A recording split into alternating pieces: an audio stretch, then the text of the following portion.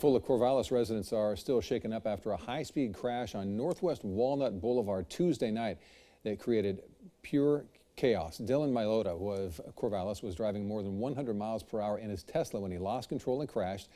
KEZI 9 News reporter Jillian Smuckler joins us live in the studio. And Jillian, I know you spoke with several neighbors there. What did they tell you about this crazy incident?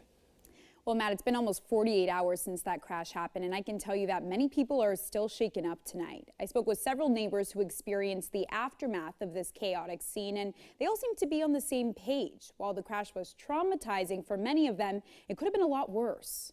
Holy cow. You know, not what we were expecting on a particular no big deal night in the middle of the week, but oh my goodness.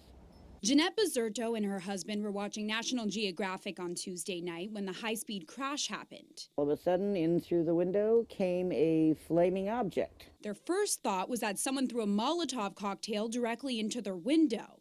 Broke the window, broke a slat in the blinds. It landed in my husband's lap after hitting him on his arm, leaving a small burn mark. And then he brushed it off onto the floor. It burned a hole in the floor and burned some holes in his chair. Her neighbor across the street, Holly Vidana, also felt the effects of the crash. I heard like this really weird noise and then suddenly an impact and like the whole house shook.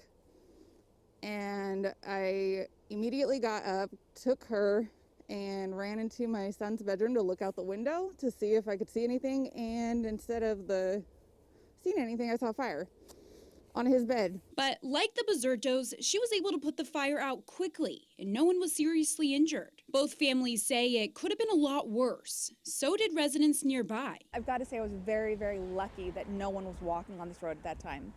No matter what, all time of day until about midnight, people are walking out here. It's a perfect road for a nice stroll, and there was no one out here. So what caused all of this? Police say it was hundreds of small battery cells that were launched after the Tesla Milota was driving, clipped a power pole and knocked down 2 trees and a telephone junction box. But despite the damage that was done, everyone's just thankful to be alive tonight.